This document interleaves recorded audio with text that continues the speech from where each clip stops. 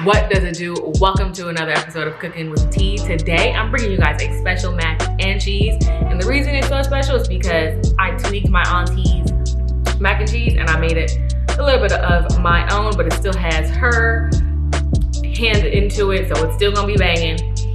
Anyways, the recipe is gonna be down below in the deets, but before we get started, make sure you guys like and subscribe. And if you guys don't know by now, this is gonna be one of the many episodes that I will be curating for my holiday playlist. So I asked my Instagram followers, which would you guys rather have, right? Would you guys rather have mac and cheese as a side, or would you guys rather have gratin as a side, which is a potato dish? If you guys don't know, I don't know if I butchered that pronunciation.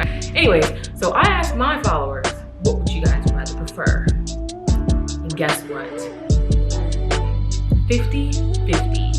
Some of y'all love mac and cheese, some of y'all love potato gratin. So I'm gonna make both. But on this episode, we're gonna be focusing on this amazing mac and cheese. Stay tuned and make sure you guys follow me on Instagram so you guys don't miss out on all of the amazing things that we're putting together as a community. In Tea's world of mac and cheese, there are two different types of mac and cheese. There is the ooey gooey kind and the block kind. I just created that. I don't know if you guys follow me, but I'm a block mac and cheese kind of girl. If you know, you know. You can cut into it, it's gonna stay firm, it's gonna be this beautiful cake of mac and cheese. And this is the other kind. No hate to any of the other kinds of mac and cheese. I love mac and cheese. I love pasta and I love cheese, so this is great. Anyways, enough rambling. Let's get into it. So our ingredients today are gonna be colby, mild cheddar, some pasta, butter, eggs, sugar, sour cream, spice mix, which is down below, and the deets, of course, evaporated milk, regular milk, and small cheese. Pasta water is boiling, as you can see, salted very heavily like the ocean. So I'm moving over here to my Cuisinart, and we are going to start by shredding the cheese. This is something that must be done.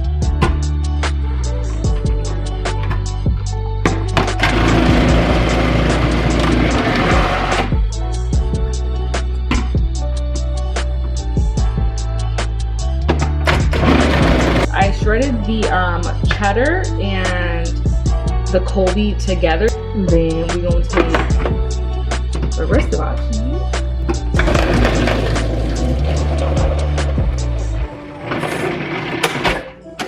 And this part I will be using for snacking because that's great. Love cheese. This I'll be using for the top of my mac and cheese. So now is the perfect time for me to add my pasta. I'm using corkscrew pasta today.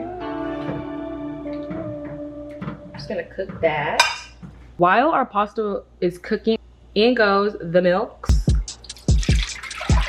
In goes our sugar, our spices. I'm gonna give that a little mix. I'm gonna go ahead and add our eggs in there as well.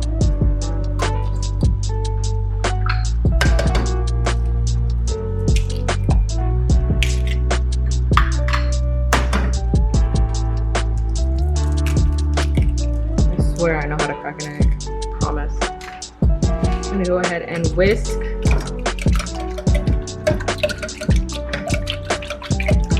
Mix our eggs. We're gonna add some salt. I don't wanna cook this, I just wanna heat this up. That's all I'm doing here. Once this is nice and warm, I turn the heat off, pop the lid on, and I'm gonna put this in the back until our pasta is cooked. So the pasta is just under al dente because I am gonna bake this for some more time. And I'm gonna drain this now. And BRB. While the pasta is hot, I'm going to pour over some of our mixy. It smells so good already. Then I'm going to add some cheese. Mix it up. A few tablespoons of butter. I know you guys are probably like, yo, this is such an interesting way to make mac and cheese. Right? You don't make the bechamel sauce. You kind of just like build it in your casserole dish, if you will. You want to make sure you're getting all that beautiful cheese incorporated. Like that.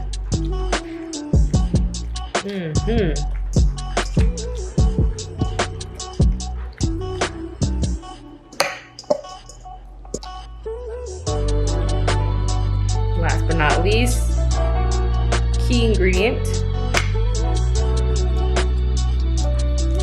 This looks like a heart attack. I know, guys. It's the holidays though, okay?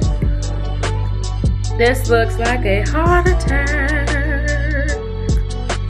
Okay, so for all of my carb and cheese lovers, if you are drooling by now, just wait till this bad boy comes out of the oven. Top it off with, yes, more cheese. All right, y'all. So now I'm going to pop this into our preheated oven at 350. I have transferred this from the oven into the broiler to get it nice, brown, and crispy. It's my favorite things right there. Nice, brown, and crispy. It's getting good, y'all. It's getting good. I can't wait to eat this mac and cheese, man. I'm hungry.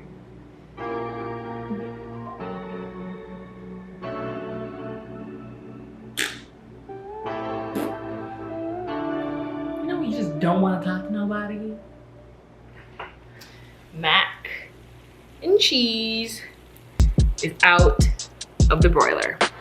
Boop. Beautiful. We love that.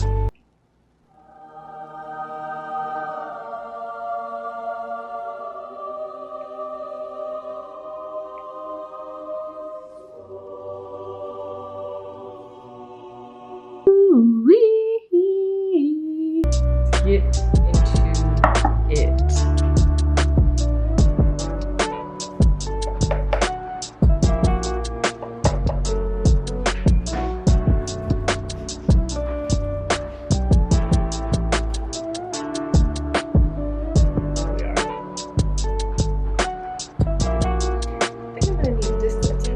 More.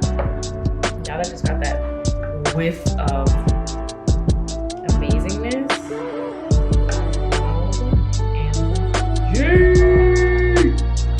Wow.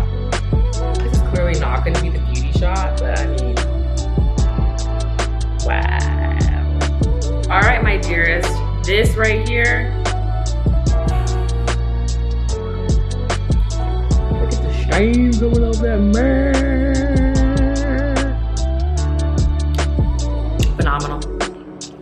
Phenomenal. Normally you're supposed to wait like 10-15 minutes before you cut into it, but I couldn't wait. I could not wait any longer. This is it for me. This is the kind of mac and cheese that I like. This is the mac and cheese that speaks to my spirit and my soul. This is my kind of soul food.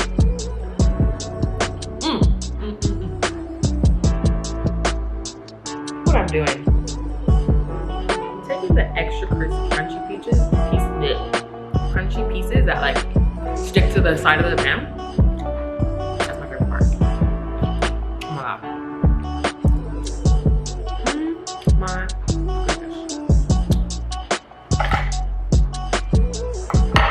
So now that I've waited the proper amount of time, I just want to show you guys what I mean by block mac. That's what I mean. Mac that stays in a block. This is T's block mac and T's seconds.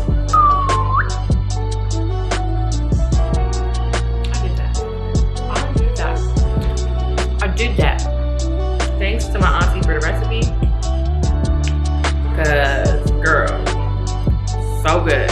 Anyways, I hope you guys enjoy this recipe because I clearly do. I'm messing it all the way up. I'm about to tune out with y'all Anyways, thank you so much for tuning in, and until next time, peace, love, and blessings.